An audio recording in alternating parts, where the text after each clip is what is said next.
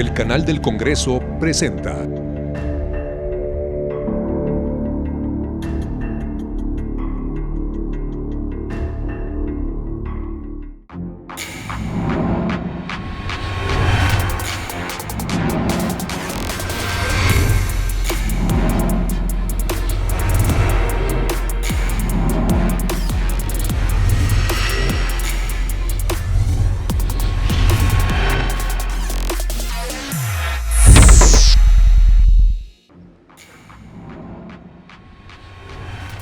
Hey, ¿qué tal amigos? Bienvenidos a En Comunicación, un programa diseñado para la integración de jóvenes de todas las universidades y de los legisladores.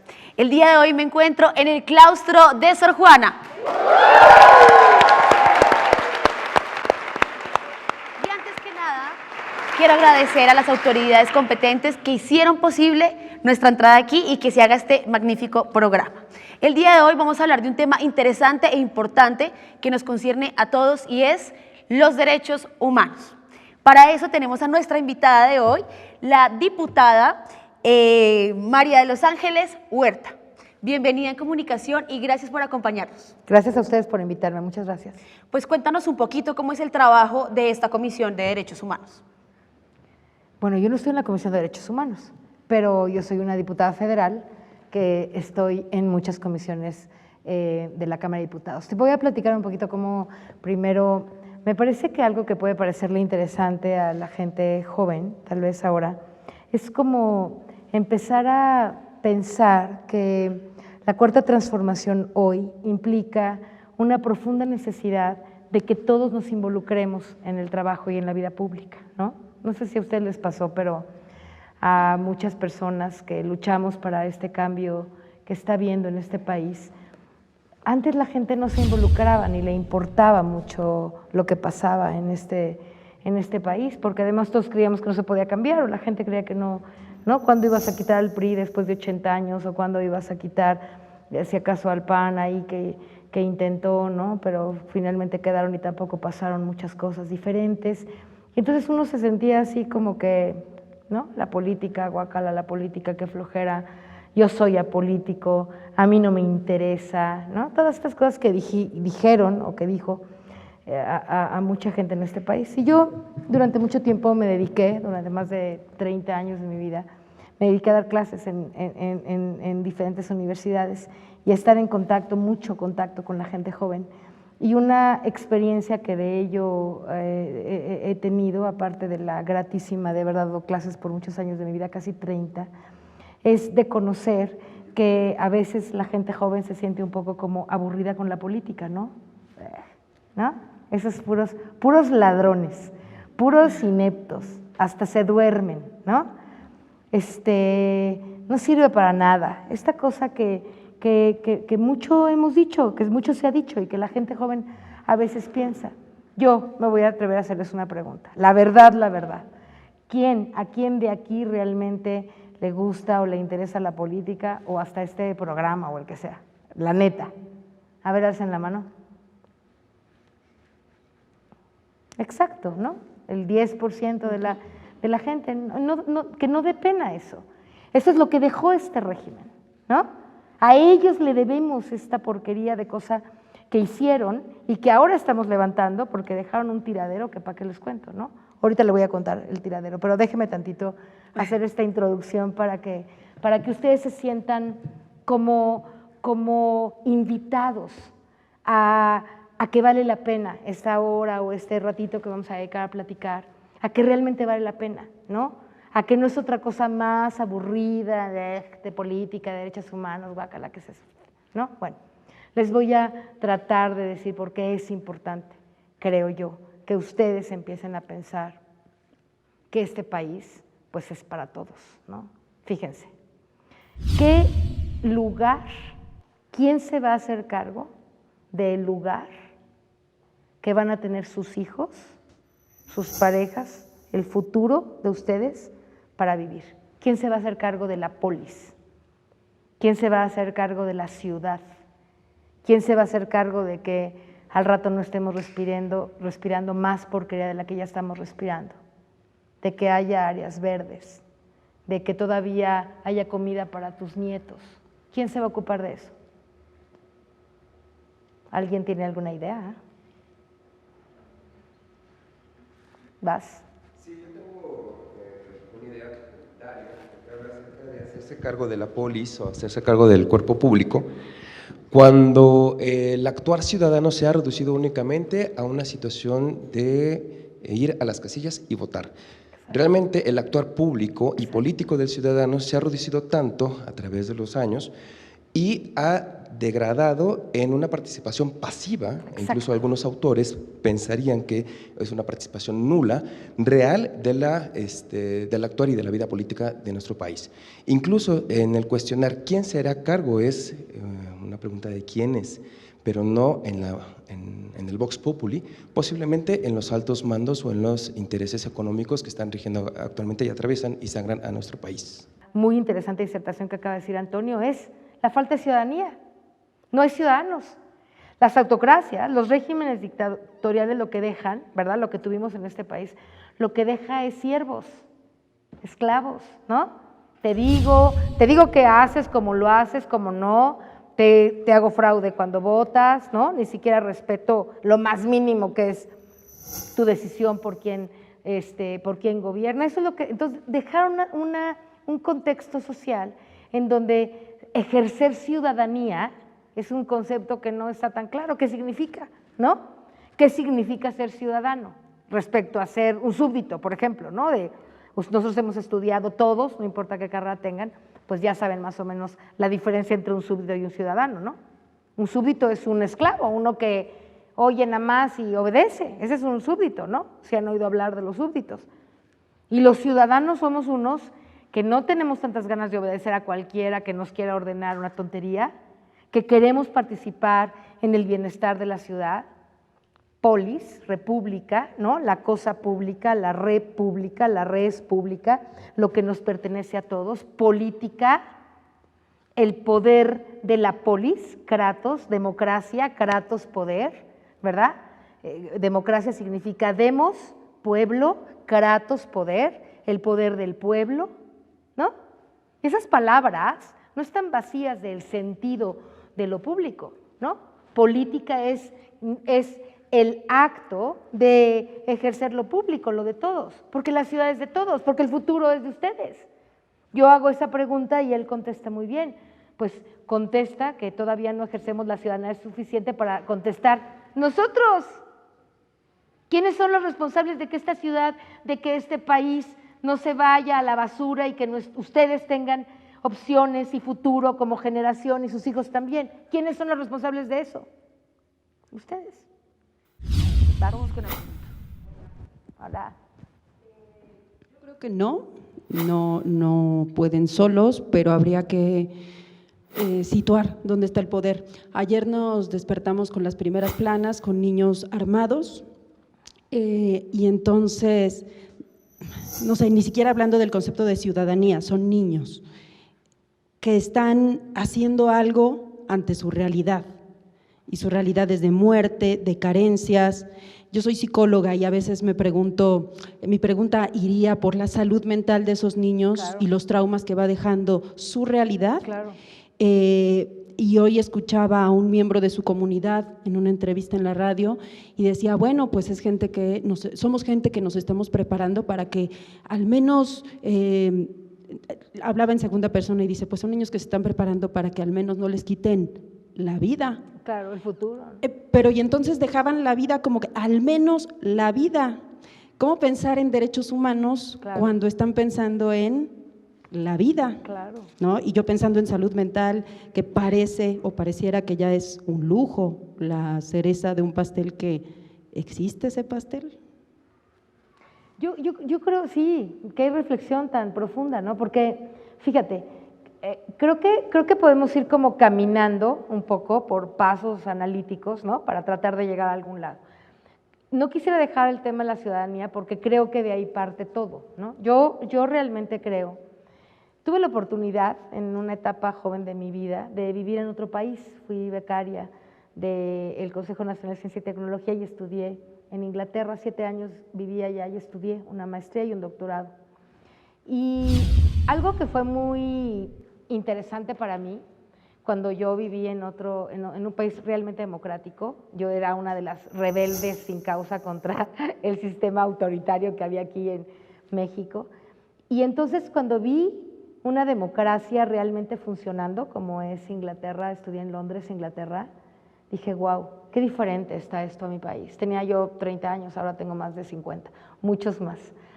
Y entonces yo decía, hombre, sí se puede, ¿no? Sí existe.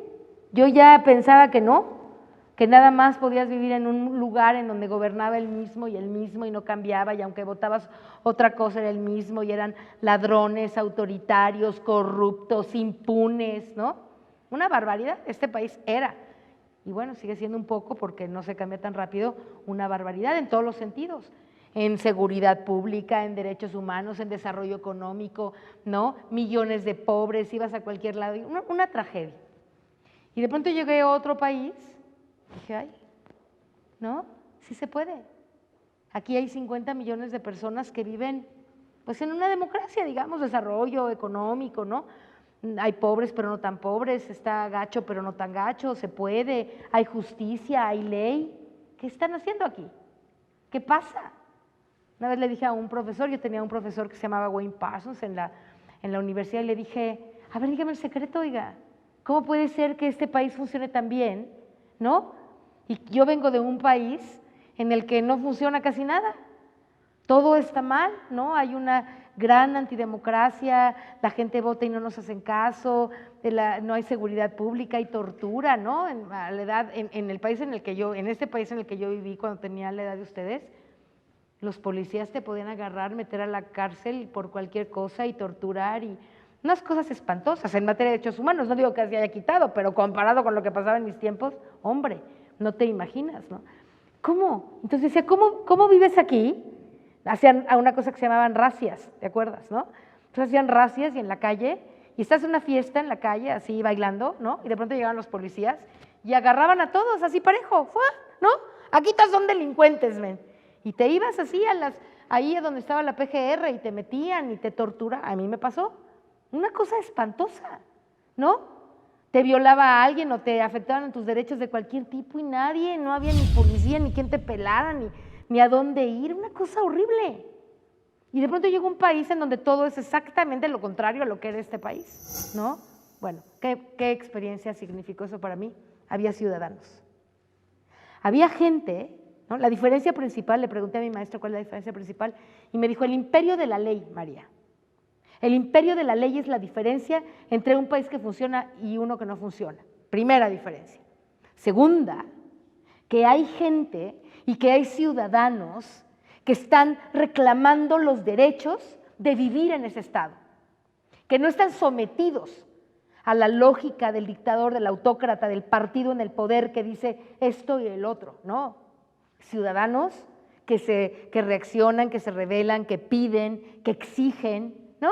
Eso es lo que hay aquí. Lo que construye la democracia es eso. Ciudadanos que participan, que les importa, que reclaman, que se mueven, que se activan, que les interesa la cosa pública, no solamente mi vida, mi carrera, mi mamá, mi casa, mi futuro. Sí, eso es muy importante, eso es muy importante. Pero si no te interesa la cosa pública, entonces si hay basura en tu colonia, si la gente sale y tira la caca del perro, sí, pues a nadie le importa, ¿no? A mí me importa mi casa, mi cuarto, pero no me importa el otro. Oye, es que están medio matando al niñito ese del que habla la señorita, a los niños, esto sin futuro prácticamente, ¿no? Pues, ¿no? Bueno, todo el mundo ve para otro lado. Realmente eso que nos estás contando. Y vamos a ir un rápido corte y ya regresamos. Y recuerden que estamos en el claustro de Sor Juana.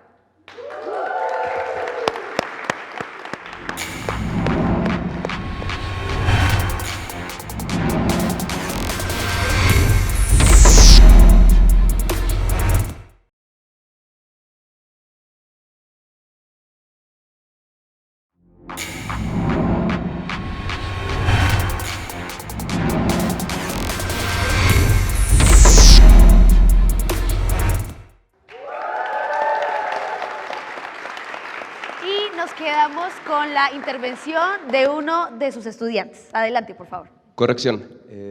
Soy coordinador de psicología del Colegio de Psicología, ex estudiante de aquí, de esta, bueno, egresado y titulado de esta casa de estudios. Hablábamos acerca de las atribuciones de los ciudadanos y cómo justamente estos no se han gestado como una cuestión donde entonces se puede ejercer como tal un ejercicio importante de la vida pública y de la vida política, sino más bien se ha convertido en una situación de atributos gestados a partir de situaciones meritorias casi, ¿no? Mi pregunta es también con los fenómenos migratorios. En estos días hemos visto cómo las caravanas migrantes centroamericanas han estado transitando por nuestra frontera sur, siendo captadas también por la Guardia Nacional, un instrumento y un dispositivo gestado en esta función, ¿no?, política que habla del partido al cual pertenece. La reacción que ha sido, incluso fue felicitada por el vecino del norte. ¿Realmente nos estamos convirtiendo en un muro simbólico o real en relación a las demandas que se nos están pidiendo? Creo que hay que tener mucho cuidado, con todo respeto, coordinador, para usted, mucho cuidado con la narrativa vigente de la oposición, porque justo parte de no ejercer ciudadanía pasa porque a veces tenemos información que no estamos contrastando, ¿no? Y yo, en el caso de la oposición, no de usted, pero de la oposición a Morena, pues lo que pienso es que hay información poco contrastada y están queriéndonos convencer de varias patrañas que implica ese argumento que ahora voy a explicar. Miren, primer tema, todos los países, yo tengo un hijo migrante, tengo una familia migrante, ¿no? Si alguien conoce de migración, la verdad, pues yo diría que yo soy alguien que conozco de los temas de la migración. Miren, en todos los países del mundo, desgraciadamente, existen los fenómenos de la migración, ¿no? Y mucha gente quiere irse de un lugar a otro porque asume que, yo misma le estaba platicando mi historia, ¿no? Pues vivir y estudiar aquí era una pesadilla hace 30 años, la verdad, ¿no? Y entonces, pues yo decía, pues a ver si me puedo ir a algún lado, busqué una beca y me fui a vivir a otro país 7 años. Así que yo sé lo que es un fenómeno de quererte salir de tu casa porque está mala cosa, porque hay mucho problema, Entonces, es lo que le pasa a los hondureños, a la gente de El Salvador, a la gente de Guatemala, ¿no? No les gusta ahí porque hay condiciones de vida, no hay democracia, los están matando, las condiciones de vida son espantosas y la gente se quiere salir y está en su legítimo derecho de buscar, ¿va?, irse a otro lado. Eso, hasta ese lugar, hasta ese momento, todos estamos de acuerdo, ¿no? ¿O alguien no? Todos estamos de acuerdo. Ahora, ¿cómo te sales de un lugar, te metes a otro, ¿no?, y buscas una calidad de vida diferente a la que tienes en tu país? Nosotros no estamos más que, no tiene nada que ver con Estados Unidos, ¿no? Hay tratados internacionales que tenemos antes de Trump, antes de todo lo que está ahora pasando. Nosotros hemos firmado tratados internacionales y todos los países democráticos tienen la política de que puede haber migración, pero tiene que ser ordenada. Todos los países de este planeta hoy tienen un orden para que haya migración. Punto. No puedes aceptar una caravana que además organizó, se me hace que un amigo de aquel güero, ¿verdad? Pásenle, éntrenle, no pasa nada, no importa quién es. A lo mejor traen, ¿no?, o la delincuencia o las enfermedades, no sabes. Y nadie sabe, ese señor a lo mejor se muere en el camino, ¿no? A lo mejor hace un acto difícil para él, a lo mejor alguien lo mata o le entierra un cuchillo, no sabes ni quién era ese cuate. Así, esa es la migración que querían tener, que había antes. Lo único que estamos diciendo en este gobierno es orden. ¿Cómo te llamas? ¿Quién eres? ¿Qué quieres? ¿A dónde vas? Pero hay unos que dicen, quiero pasar, no quiero que me tomes mi nombre, no quiero que te enteres quién soy, quiero ir a tu país y además luego me quiero ir a ver si me meto al otro. Y no hago nada como Estado y me les quedo viendo así de, bueno, pues pásale. Pues no, así no funciona el mundo. Para allá, tú por favor. Bueno, hola, buenas tardes en primer lugar. Buenas tardes. Me llama la atención que menciona que si bien ahí es un punto que yo digo que estoy muy de acuerdo con usted, de decir de que la ciudadanía depende mucho, no solamente de un Estado, y esperar que el Estado Exacto. haga todo. Claro. Pero yo hago esta pregunta, y es un poco un cuestionamiento, también cómo el Estado puede esperar que una comunidad, que la polis cambie, cuando muchas veces la polis ha confiado en el gobierno y el gobierno no ha hecho nada y muchas veces no se ha cambiado en muchas materias que todavía se encuentran o en muy malas condiciones o simplemente ya mejor se dice en las calles de no hagas ruido, no cuestiones, porque al final ya esto es independiente de cualquier tipo de partido, si decir que es izquierda o derecha, pero ¿cómo se le puede pedir al ciudadano que gana lo mínimo? A un ciudadano que ha confiado mucho en el gobierno y lo ha decepcionado, a querer hacer un cambio y a que ejerza una ciudadanía que también es cuestionable decir, ¿estamos bien educados para saber cómo ejercerla? Entonces, eso, y en segundo lugar, si bien también respecto al tema de migración, es decir, no puedes entrar así como sí, porque también la migración, y no es por desprestigiar menos a los migrantes, no es un tema de la modernidad como creemos, pero también qué tipo de acciones se ha pensado el gobierno hacerlo, porque si bien usted menciona que hay programas para ayudarlos, para que ayudar en su camino, pero también yo cuestiono de qué se hace con casi la mitad de un país que está en pobreza, Claro, que está en altos niveles de analfabetismo, claro. donde ya casi hay lugares donde no rige la ley o nunca llegan simplemente. ¿Qué pasa con ese lado? ¿Qué pasa con ayudar un poco a los nacionales sin hacer menos a los migrantes? O sea, es entendible que su condición humana sí implica ayudarlos, pero tampoco hay que olvidar a los nuestros. Claro. Porque entonces, ¿qué tipo de cambio se puede hacer? Mucha gente lo interpreta como de, bueno, el gobierno nada más le importa al extranjero. Muchos trabajos, propuestas se dan más a extranjeros que a nacionales. Incrementa mucha de la desesperación del ciudadano promedio. Entonces, también es decir, ¿qué hace el gobierno en esos casos? Claro. Lindas tus dos preguntas. Mi chava, ¿cómo te llamas? María. María.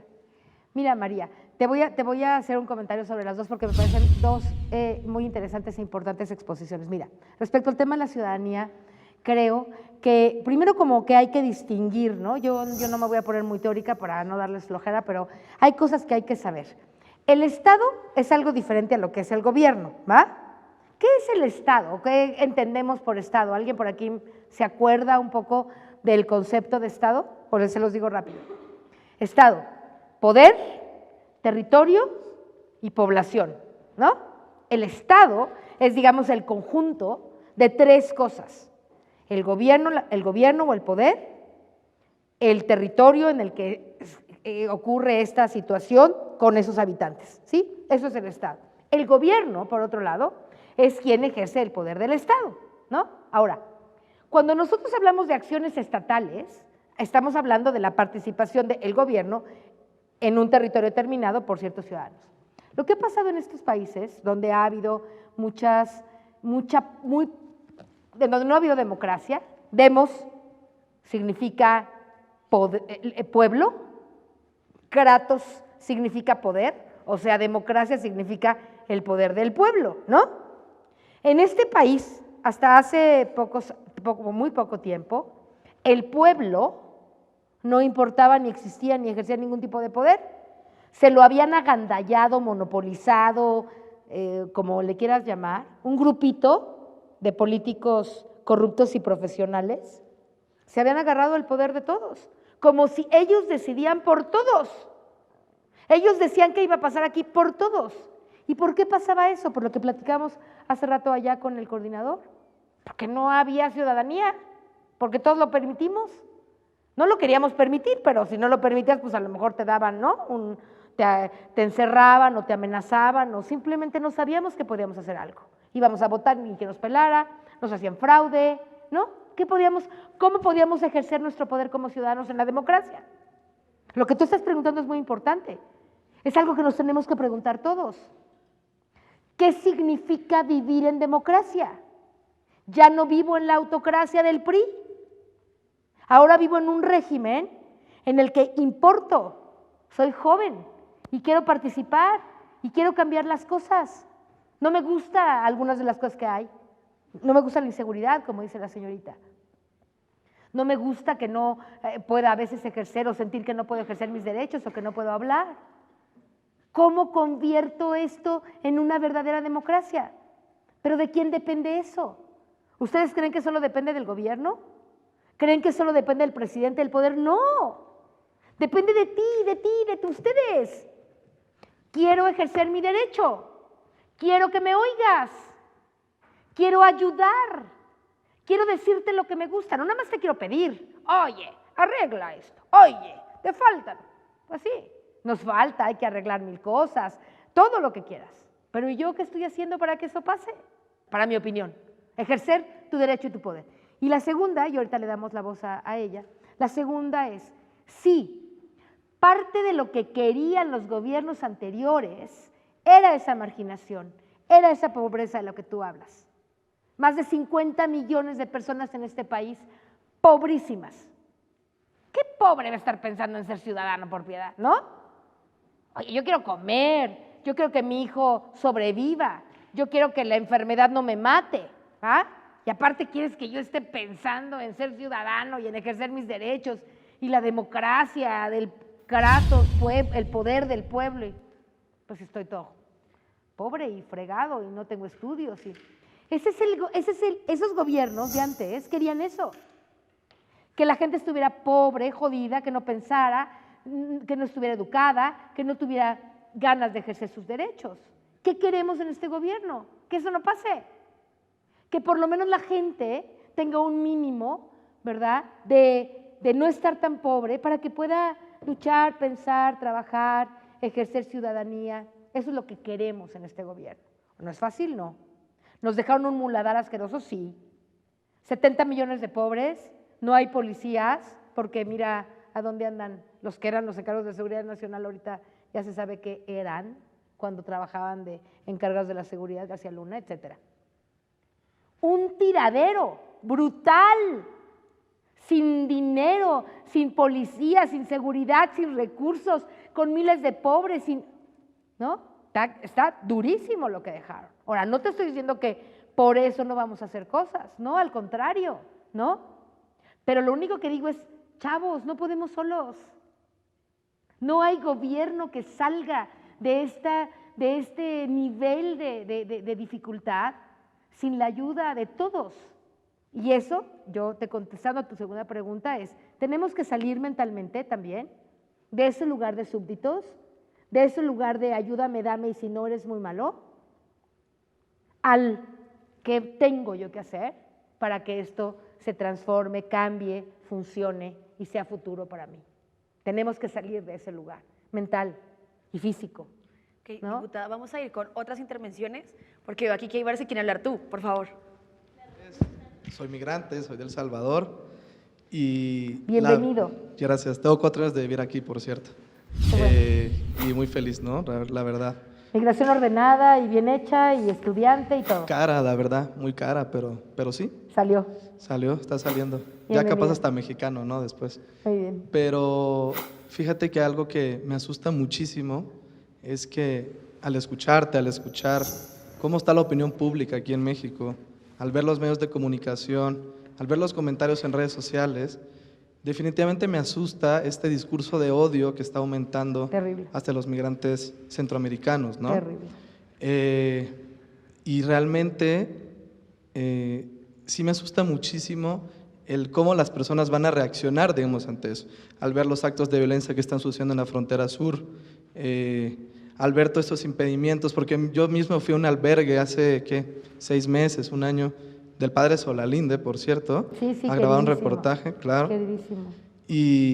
Pero la situación no era muy fácil, ¿no? No era muy fácil, las personas, puede ser que, como usted dice, de 100 personas que ven ahí, 2 o 3 eran pandilleros, todo lo que quieras, pero la mayoría de las personas no iban como en esa misma… Son buenos y pobres, Son buenos, claro, ¿no? Claro. Entonces, evidentemente, cuando yo escucho que una persona dice, ¿sabes qué? Tengo que poner estas restricciones, tengo que… No sabemos si la persona que viene ahí es una pandilla, no sabemos si todo eso, evidentemente me preocupa. Me preocupa muchísimo porque finalmente, ¿qué se puede hacer cuando se generaliza, ¿no? Toda esta generalización que existe aquí en México es es muy difícil, ¿no? Y lo ves en redes sociales. Yo veo en cada noticia que se publica esta generalización de es que no, mejor que se regresen. O sea, estoy viendo como un discurso de lo mismo que sucedió en Estados Unidos, ¿no? Entonces, evidentemente, esa es mi preocupación. O sea, ¿de qué otra forma se puede afrontar este elemento migratorio, ¿no? Todo este problema para no caer en ese discurso de odio, ¿no? De cómo vamos a detener esta migración, digamos, desordenada, pero evidentemente sin hacer que el pueblo se enoje ante esto, ¿no? Vamos a ir a un corte rápidamente, nos quedamos con tu pregunta y nos vamos a un corte. Estamos aquí en el claustro de Sor Juana.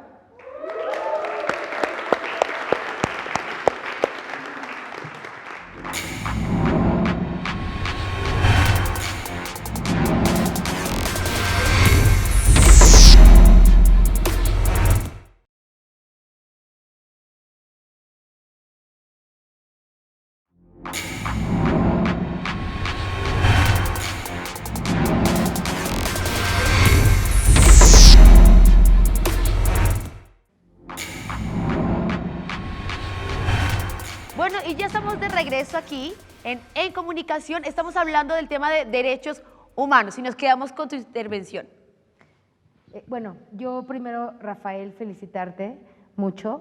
Creo que el hecho, tú eres la muestra de que la migración ordenada puede culminar en una buena situación, difícil, pero finalmente pues estás estudiando, ¿no? Y estás en un lugar en el que, mira, yo creo que lo que tú reflexionas es muy importante. Creo que parte de algo que tenemos que resolver como sociedad los mexicanos, además del tema de la ciudadanía, es el tema terrible del racismo y el clasismo que existe en este país, ¿no? Yo creo que tenemos que empezar a hablar de eso porque de otro modo nos estamos haciendo medio tontos. Los mexicanos somos clasistas y somos racistas, ¿no? Y hay una reflexión muy importante que como sociedad tenemos que hacer para resolver eso. Entonces, en ese lugar, ¿no? de la propia cultura, que tampoco es gratuito que seamos así, hemos padecido en nuestra historia mexicana pues, de muchos problemas y muchas cosas que sería largo platicar, pero el hecho es que sí estamos enfermos de eso, ¿no? Entonces, cuando la palabra migración aparece en la mente de algunas personas, también aparece eso. ¿Y por qué van a venir aquí mis oportunidades? Y además pues son pobres y además están todos, ¿no? Hay cosas feas que la gente dice, tú lo has visto en las redes, yo también, ¿para qué lo repetimos, no? Es terrible. Entonces tenemos que solucionar eso como sociedad, pero también tenemos que mirar que como sociedad tampoco tenemos tantas facilidades a veces para entender un problema tan complejo como es la migración. Es un problema muy difícil, ¿no? Porque efectivamente no podemos decir que todos son malos o que todos son culpables o que están… No podemos decir eso, es una tontería. Como tú dices, a lo mejor son 2 de una caravana de 500 los únicos que… Pero ¿cómo saber eso, no? Por eso cuando yo digo defiendo la migración ordenada y cuidadosa, significa que tenemos hoy una Guardia Nacional que nos va a permitir que no pase todo así a lo loco y que cada quien pueda tener, ¿no? facilidades, y los que traen niños y los que traen adolescentes, y para que no se pierdan y para que no se vayan y para que no violen a las mujeres y para que no entre ahí cualquiera que traía ahí ¿no? que era medio bandido, en fin, o sea, tenemos que cuidar eso, aunque sea difícil de aceptar como migrante tal vez, ¿no? que te pongan estas restricciones, pero también como sociedad tenemos que pensar todos, junto con ustedes, los migrantes también, tenemos que pensar cómo hacemos para que se nos quite esa sensación de que está mal que vengan o de que no hay que dejarlos pasar, o ¿no? Todos juntos, ejerciendo nuestra ciudadanía, tenemos que también pensar en los derechos humanos de todos, y los migrantes tienen derechos y tienen que ejercerlos, y claro que tienen que poder estar aquí, y claro que tienen que poder pasar, y claro que también tienen que ser respetados en ese derecho, ¿no? Porque son humanos. Los derechos humanos no son los derechos humanos de los mexicanos, ¿no? Tenemos que todos ser capaces de proteger los derechos humanos de todos, incluidos los niños de Guatemala que se están muriendo de hambre y no tienen comida y andan buscando en dónde van a comer mejor. Él tiene un derecho, y el joven, y Rafael, y Juan, y Pedro.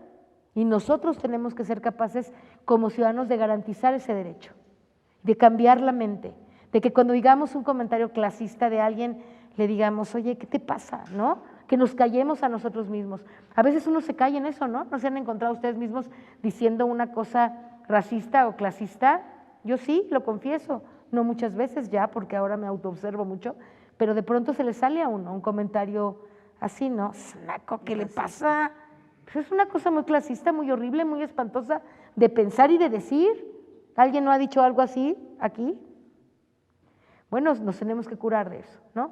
Por mi parte le ofrecemos como sociedad, yo como diputada, que estamos también en la reflexión de que eso se componga y de repensar todos juntos cómo tendrán que ser las próximas políticas públicas migratorias. Lo tenemos que pensar todos. Bueno, vamos a ir con sus preguntas, chicos, por favor.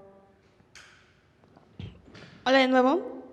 Sobre eso que mencionas, sobre ese racismo que todavía tenemos, ¿qué consejos cree que la ciudadanía o la polis debería tomar en cuenta para cambiar eso?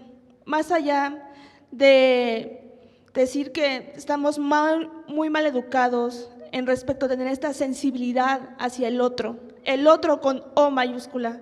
Claro. ¿Qué aconsejaría a la polis para cambiar eso? Porque ya esto va más allá de la política, es un tema social, es un tema de ética. ¿Qué le aconsejaría a la polis? Vamos con otra pregunta, por favor, y ya después hacemos las respuestas. Sí, gracias. ¿Qué consejos le daría entonces a la polis? Te lo digo cuando juntamos las preguntas Sí. y voy contestando ya en bloque, hermosa. Otra Gracias. intervención, por favor. Linda pregunta. Gracias. Linda.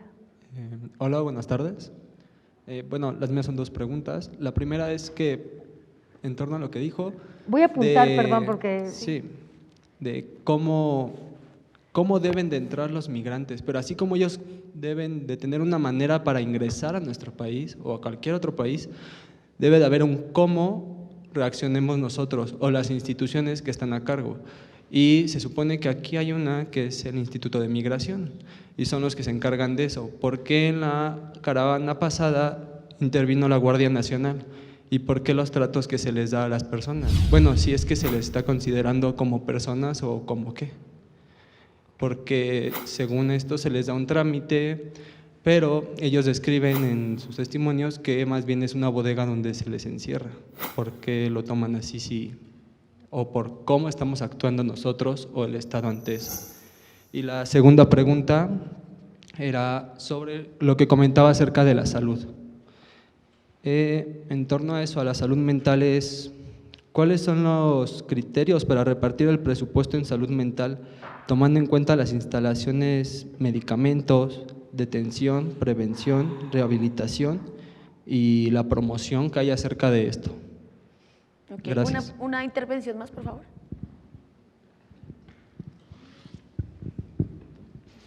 Hola, soy del estado de Chiapas y la verdad estamos a frontera con Guatemala y usted habla de derechos humanos y de migración ordenada, pero se ve mucho en mi estado donde hay familias de migrantes pidiendo dinero y realmente el estado se ha vuelto muy violento porque ni siquiera hay trabajos, ni siquiera hay dinero, entonces pues nadie sabe qué hacer, ¿no? Porque hay más gente y pues no hay trabajos, o sea, realmente todos estamos viendo qué hacer, ¿no? Entonces, o sea, ¿cómo se piensa tomar las medidas? Porque pues se habla de derechos humanos y hay demasiados migrantes que pues no tienen ni un hogar, no tienen ni dinero, no tienen ni nada, y no estoy hablando de 2 personas, estoy hablando de una familia, de, no sé, 2 personas y 3 niños, ¿no? Entonces, ¿qué medidas se tienen? Pues igual para todos, ¿no? Bueno, pues voy a intentar pues decir lo que creo sobre lo que preguntan. Primero los felicito, inteligentes participaciones. Miren, consejos para mejorar como ciudadanos. Yo creo que una primera cosa que tenemos que hacer todos es poner en la esfera de lo público, o sea, en el debate, en el café, en donde platicamos con nuestros amigos, compañeros, familia, etcétera, empezar a poner en la esfera de lo público el tema grave de qué tanto nosotros nos comportamos a veces de una manera inadecuada en términos racistas y de clase, ¿no? Creo que lo primero es como reconocer el problema, porque parte del problema es que no lo reconocemos, que no aceptamos que existe, ¿no? Y hay un problema real, existe, y si lo hablamos, y si lo debatimos, y si lo reconocemos, allá estarán los psicólogos que lo digan yo también ando un poco en eso, ¿no? Es algo que va a servir para decir, me detengo, ¿no? No es que no se te sale, pues se te sale, está en la cultura a veces, un comentario racista, ¿no? Pero si tú te observas y observas al otro, y nos observamos todos, cuando eso pase, nos podemos detener y decir, chale, pues mejor no quiero pensar esto, ¿no? No quiero decir esto, no quiero ver la vida así, prefiero ver la vida de otra manera, prefiero cambiar esta cosa que estoy creyendo y prefiero creer en otra cosa diferente. Decimos en psicología algunos, pues cambiar las narrativas, ¿no? Hay una narrativa social, clasista, racista y chafa, existe. Vamos a cambiar la narrativa. Es algo que ustedes, todos los jóvenes, pueden hacer en sus conversaciones, en sus fiestas, en sus interacciones, etcétera. Ese es un primer consejo que daría. Ahora, como gobierno también vamos a ejercer y hacer cosas. No se crean que nada más ahí te la dejo a ti, ¿no? Estamos tratando. Este tema de los migrantes nos pone a todos en esa dinámica de discutir públicamente, lo que decíamos, Rafael, ¿no? Empezar a discutir públicamente también, no solo entre amigos o en el café o en la familia.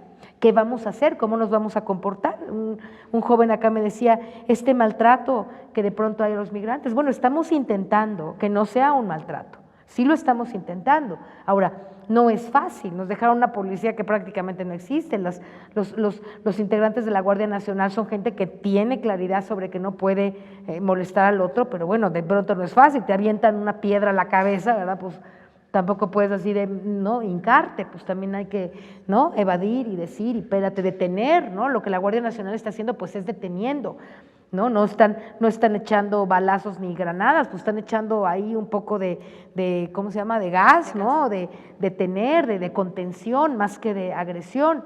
Pero sí, bueno, es difícil. No estábamos preparados tampoco como sociedad para que de pronto te llegan allá en el Suchate, la chava chapaneca, ¿no? De pronto te llegan familias, niños, ¿verdad?, que quieren pasar, que quieren entrar, que no tienen dinero, que están agredidos, que vienen. Y bueno, también como sociedad, ¿qué hacemos? No sabemos. Ella está preguntando legítimamente, yo conozco a tu diputada chapaneca, es bien entrona, pero es bien así de, no, que no entre nadie, no queremos. Y yo le digo, espérame, ¿no? Tienen que entrar, tampoco puedes cerrarle los ojos al hecho de que hay niños muertos, muriéndose de hambre y de inseguridad en otros países.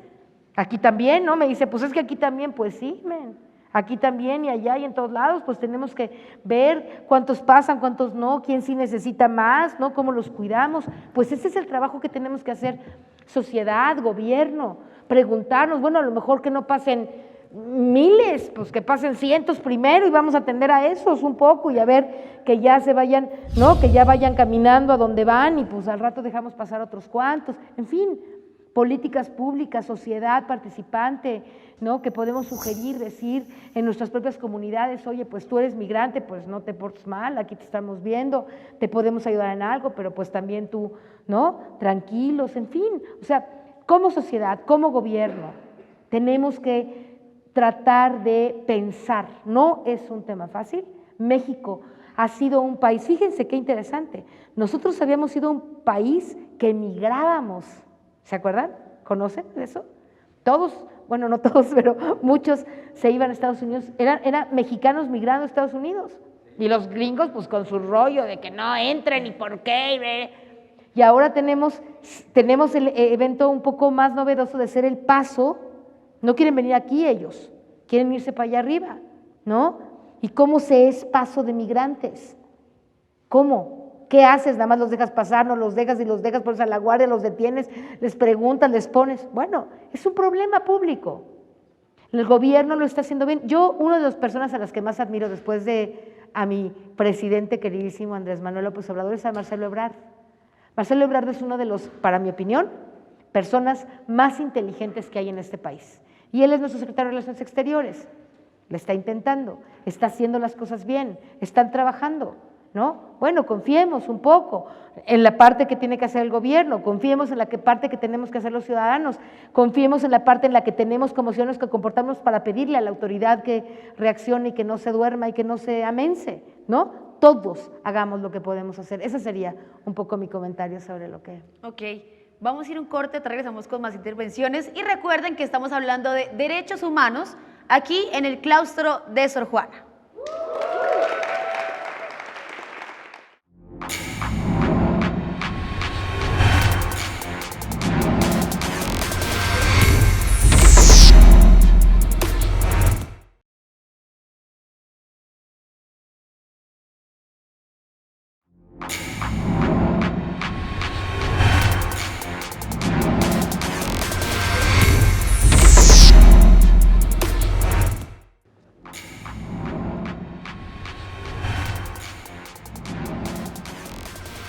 Y seguimos aquí en el claustro de Sor Juana con nuestra gran invitada María de los Ángeles Huerta, hablando de derechos humanos.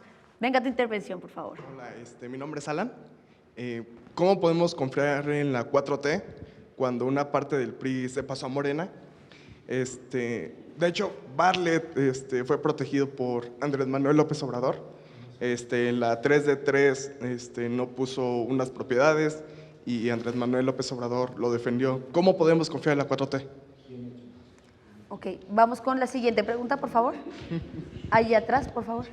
Bueno, mi pregunta va dirigida hacia que en este lugar, por lo menos aquí, estamos todos ejerciendo una ciudadanía porque Exacto. estamos aprendiendo y hemos estado aprendiendo ya por varios años. Entonces, mi pregunta va dirigida a qué pasa con esa gente que no tiene la misma posibilidad que nosotros, porque me parece que algunas veces se emplea un discurso de privilegio y que no vemos que todos los demás no tienen el mismo privilegio que nosotros y que se les trata de demonizar diciendo cosas como que son delincuentes o que se están muriendo de hambre y que nuestro país es mejor por ser una especie de puente hacia un país mejor.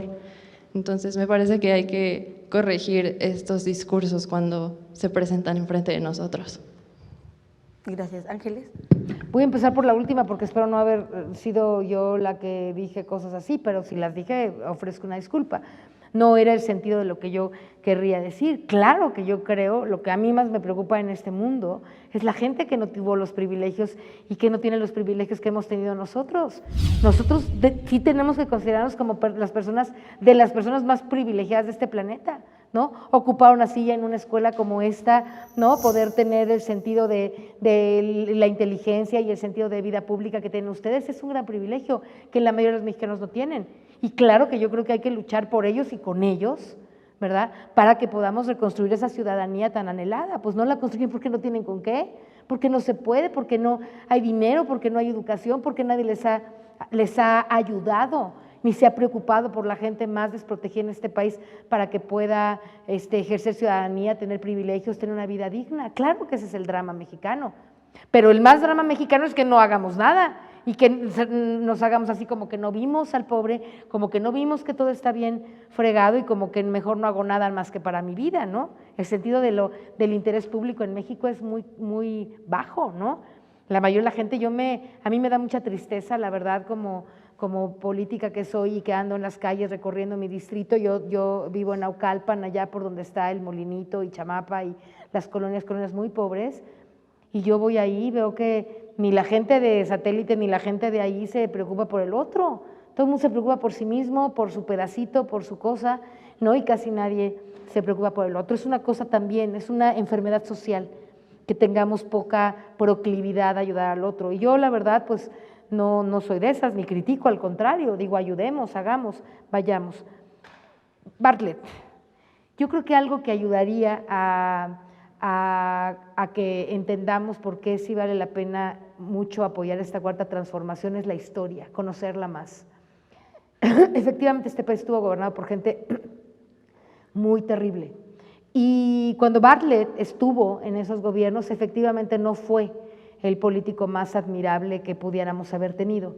Pero como muchos ciudadanos en este país, Bartlett reculó y dijo, no estuvo bien lo que hice. Y dijo, me comprometo a defender el petróleo. Y fue senador y trabajó muchísimo y se enfrentó de frente a los poderes fácticos que estaban queriendo hacer una reforma energética que finalmente pasó gracias al PRI y que nos tiene con muchos problemas ahora en esta transformación. Entonces, yo creo que juzgar así y generalizar y decir todos los políticos son malos y nadie sirve y todos son corruptos, ¿sí? Ese es un error que tenemos todos, no nada más usted, ni los medios, ¿no? Todos. Yo creo que si ustedes analizan la historia de Manuel Bartlett, van a encontrarse con un político que se transformó, que entendió que el papel que había ejercido antes como político no era algo valioso para su vida y cambió y se acercó a Andrés Manuel y le pidió una oportunidad y juntos están construyendo. Manuel Bartlett es hoy el secretario de la Comisión Federal de Electricidad Es uno de los funcionarios más importantes para la transformación energética de este país. Y él conoce muy bien las entrañas de la corrupción que hubo cuando él luchó contra esa corrupción en el PRI, lo sabe, ¿no? ¿Tuvo bienes? Pues sí. ¿Tuvo dinero? Pues sí. Tampoco se hizo corrupto. Era un hombre decente que tenía, pues que tuvo ahí manera de ganar dinero y se compró unas casas, pues sí. Y si hay algo mal en eso, se lo van a encontrar. Y si no fue algo malo más que alguien que tuvo empresas y que pudo hacer algunos negocios, pues los hizo. No vamos contra eso, mi chavo. ¿Sabes quiénes realmente Bartlett tiene unos millones de pesos. ¿Sabes quién se robó decenas de miles de millones de pesos en este país y nadie dice nada? Carlos Salinas de Gortari, por ejemplo. El que fue 12 años secretario de Seguridad Pública y ahorita está acusado por narco en Estados Unidos. Bueno, por eso yo digo, sí, si quieres voltear a ver a los de la 4T, voltea, está bien, no te digo que no voltees. Pero si realmente quieres encontrar grandes corruptos, relevantes que acabaron con este país, ahí no vas a encontrar el nombre de Manuel Bartlett. De esos hablemos también, porque mira, los medios son muy tramposetes, hablan nada más de unos, ¿no? Pero se les olvida quiénes fueron cómplices y se callaron la boca ante la impunidad y la corrupción galopante que hubo en este país. Hablemos de esa. Si quieres hablamos de Bartlett, pero yo te invito a que hablemos de la dura, de la grande, de la que acabó con este país. No acabó, por aquí estamos, perdón, de la que quiso acabar, ¿no? De la que se quiso robar el país completo. Hablemos de esos. Fernández de Ceballos, esos. Videgaray, Peña Nieto, ¿quién? El que me digas. Esos no tienen 100 millones o 200, tienen cientos de miles de millones en sus cuentas. Hablemos de esos, me parecen más interesantes, mi chavo, la verdad. Y en esta cuarta transformación vamos a castigar a los que cualquiera de este gobierno, del otro y del que quieras, ¿no? Que tenga intenciones de robar, de ser impune, de ser corrupto. Te lo garantizo. Yo te garantizo que en este gobierno puedes confiar. Quienes estamos en este gobierno sí queremos construir un país mejor para nosotros y para nuestros hijos. Yo estoy muy vieja y tengo hijos de la edad de ustedes, ¿no? Y tengo muchos amigos, ¿no? Que tienen hijos y nietos, van a tener de la edad de alguien que quiere vivir en un país que valga la pena. Eso es lo que estamos construyendo. Solos no podemos. Ayúdenos. Vamos a ir con una intervención más, chicos. Tú, por favor. Buenas tardes. Buenas tardes.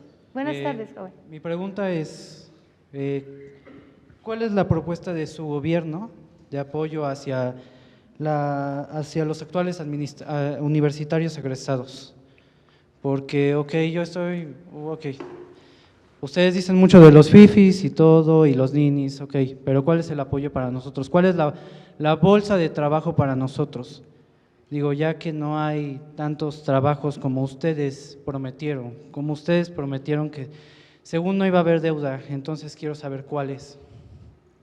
Primero quiero decirte que lo que prometimos lo estamos cumpliendo, pero solicitamos la paciencia de los ciudadanos para que entiendan que es como si si en tu casa nadie hizo el quehacer, ni compuso nada en 50 años. ¿No? Y ahora viene una muchacha nueva, una señora nueva, una trabajadora nueva, y le dices, levanta por favor la casa. Oye, no, está derruida, ¿no? Y no hiciste el quehacer, nunca lavaste nada. No por eso, pero. Entonces, yo digo, sí prometimos, sí estamos cumpliendo de las muchas cosas que Andrés Manuel ha prometido. Hace poco dijo 87 en un año, hemos empezado a resolver, pero tienen que tener la claridad de que en este país nunca hubo prácticamente ley, orden, jueces que realmente muchos no sirvieron y no agarraron a nadie, corrupción galopante, policías que no fueron preparados para hacerlo, etcétera, etcétera, etcétera. Corrupción en la compra de medicamentos, corrupción en la compra de gasolina, robo armado a la gasolina o sea, si ustedes ven el periódico de un año, del 17, puedes sacar 100 cosas que no servían en este país. De un año, chécate, ve a la hemeroteca y saca 100 cosas que no sirvieron en este país en un año. Claro, venimos los de la Cuarta Transformación, decimos, sí lo vamos a arreglar, pero espérame tantito, sí va a haber trabajos. ¿Cómo vienen los trabajos? Tú sabes seguramente cómo se hacen trabajos en un país, a través del desarrollo económico, ¿no?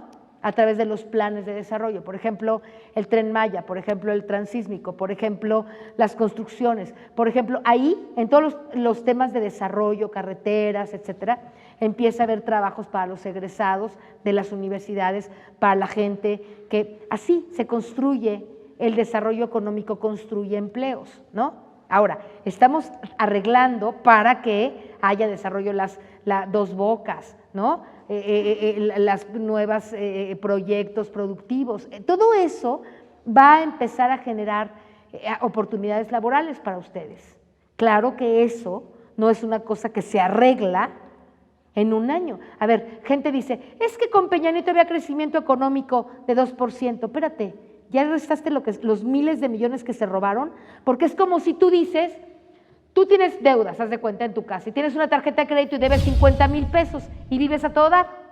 Ah, sí, pues vivo muy bien. Pues sí, chata, pero debes 50,000 pesos. No es que vivas a todo dar ni que tengas crecimiento económico. Es que no estás viendo que todo el disque crecimiento que tenías era producto de miles de deudas y de miles de pesos. Creció la deuda al 100% en los últimos 10 años. O sea, no había crecimiento, había una brutalidad de deuda que hizo aparentar como que había crecimiento. Nosotros no nos estamos endeudando, estamos tratando de salvar los problemas económicos de este país. Ese camino lo estamos andando, mi chavo, ayúdenos. Sí va a haber trabajo, hay futuro, va a haber un país que ahora sí va a empezar a funcionar. Tenemos que tener confianza, tenemos que trabajar por él, tenemos que dejar de decir arréglame el problema para empezar a decir juntos, vamos todos a arreglar el problema. ¿Cuál? De vivir en un país que valga la pena, de sacar adelante este proyecto de nación, de vivir y ser realmente activos participantes de esta Cuarta Transformación. Los invito a eso, chavos. Les prometo que toda la gente del gobierno que yo conozco, que muchos diputados que yo conozco, estamos trabajando 16, 18 horas diarias a veces para sacar adelante este país, para ayudar, para hacer nuestra parte. Hagan la suya, ¿no? Y vamos a construir un país para todos, se los prometo. Bueno, pues Ángeles, muchísimas gracias por estar con nosotros, por contestar todas esas preguntas, por tu transparencia, y muchas gracias a ustedes por acompañarnos el día de hoy. Recuerden que estuvimos en el claustro de Sor Juana hablando de derechos humanos con nuestra invitada María de los Ángeles Huerta, así que no se pierdan más porque tenemos muchísimos más programas con mucho interés. Muchísimas gracias por estar aquí, eres bienvenida para próximas ocasiones. Gracias. No olviden seguirnos en nuestras redes sociales y esto es En Comunicación.